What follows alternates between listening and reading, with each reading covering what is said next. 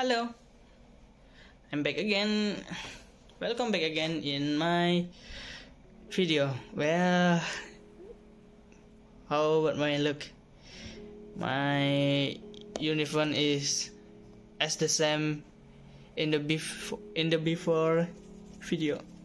Okay, in this video, I will explain to you about exchange management in Indonesia and its problems. So let's begin.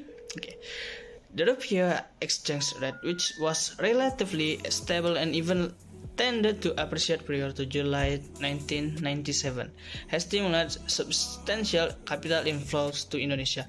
This phenomenon is logical for a country that adheres to a free foreign exchange system and its economy is open because capital flows will always follow the largest investment return and minimal risk. However, since the currency turmoil hit Thailand and spread to other Asian countries in mid-July 1997, this capital inflow has backfired as it has turned into a backflow that is harmful to both the rupiah exchange rate and the national economy. The rupiah exchange rate simultaneously come under heavy pressure due to large capital outflows. Wow. Due to the loss of foreign investor confidence in the prospect for Indonesian economy, the pressure on the rupiah exchange rate was exacerbated by the increasingly widespread activity of the speculative bubble, so that since the crisis of the rupiah exchange rate has depreciated by up to 75%. Damn, almost 100%.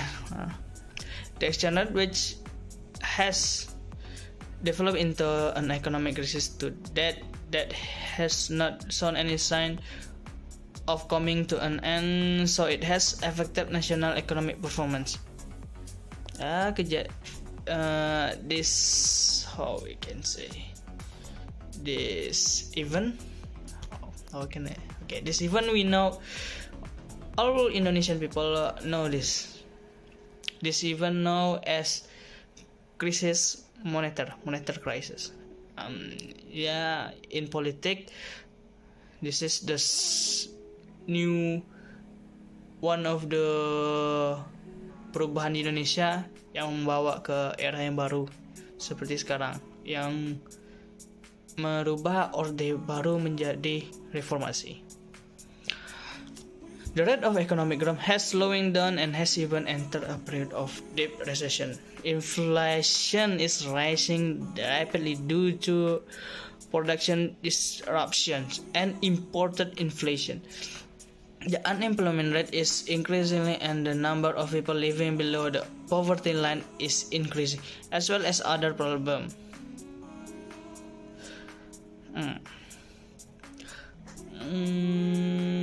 How?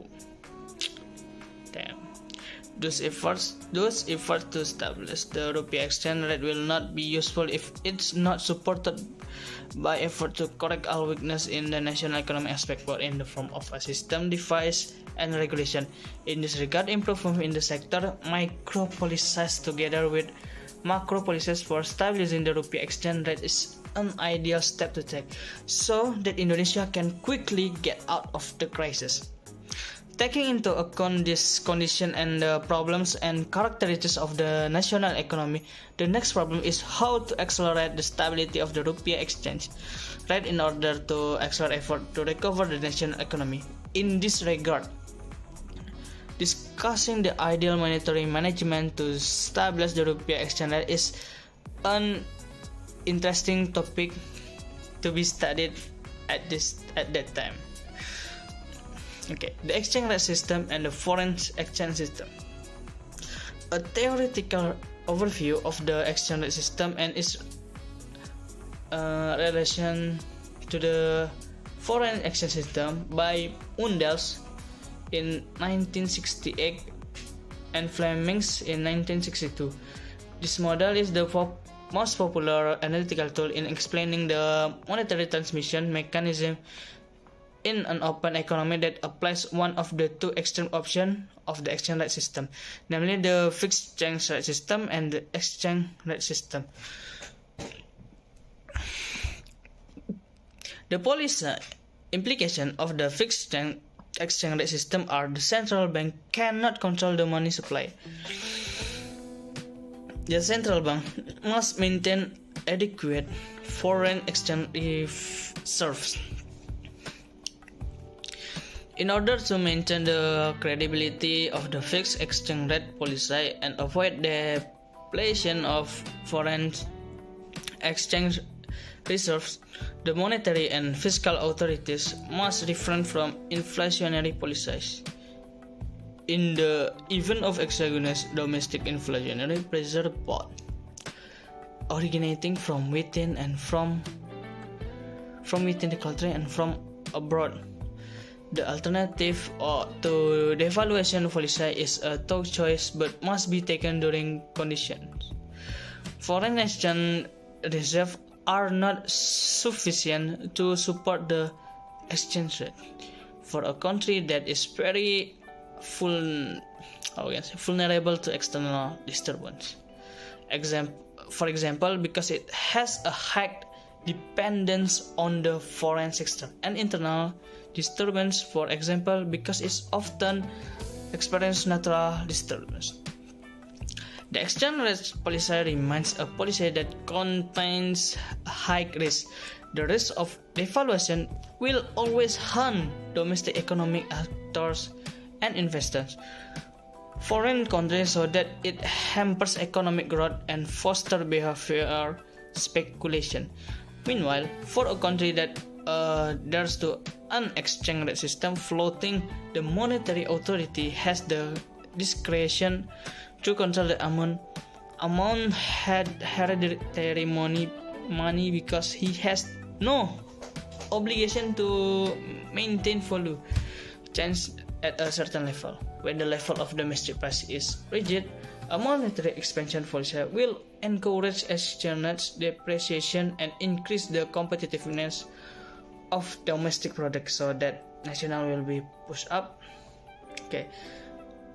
Downwards introduce the development of the Mundell-Fleming model for a floating exchange rate system by incorporating dynamic concepts and rational expectation. The development allows for a gradual adjustment in prices, interest rates, and expectation in the asset market, so that monetary policy will only have a transitory impact to the level production. In other words, in the long run, when the price level has fully adjusted to change in the exchange rate, monetary policy will be neutral to the level production. The policy implication of a floating exchange rate system are: in the short term, the central bank has the flexibility to control the money supply. The central bank doesn't need to maintain large foreign exchange reserves. Although expansionary policies will be able to increase the level of production, they must pay attention to the carrying capacity of the domestic economy. Otherwise, the expansionary policy will eventually encourage an increase in the rate of inflation. Between the two poles of the exchange rate system, there are many variants of the exchange rate system, which is a compromise of the two systems. The basic difference between various variants lies in the level of intensity of intervention carried by the monetary authorities in the forex market. One system that is widely adopted is the managed floating system. In this system, the target exchange rate set by the monetary authority is often not made public and is flexible. The ultimate goal of this system is usually to maintain the real exchange rate at a level capable of maintaining the competitiveness of domestic products. The system is credible enough if the inflation rate can be controlled at a sufficiently low level and the government implementation prudent macroeconomic policies, although not as large as needed to maintain a fixed exchange rate policy. To control floating system will require the availability of foreign exchange reserves. Types of foreign exchange system in general. The foreign exchange system can be divided into, namely the control foreign exchange system and the free foreign exchange system. In the control foreign exchange system, foreign exchange transaction activities, both resident and non-resident, are limited by the government. The degree of the restriction varies from the country to country depending on the ultimate target, the policy.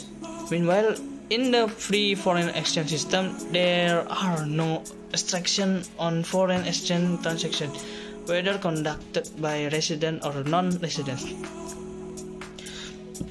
The foreign exchange policy of a country is closely related to its exchange rate policy. The free foreign exchange policy is usually followed by more flexible exchange rate policy, both manage floating and flexible exchange rates.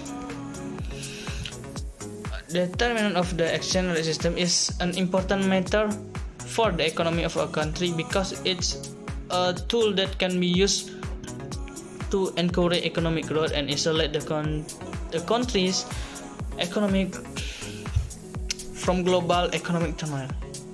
Basically, the exchange rate policy set by a country has several functions. Okay, I guess that's it. My explanation about exchange rate management Indonesia and its problems. Well,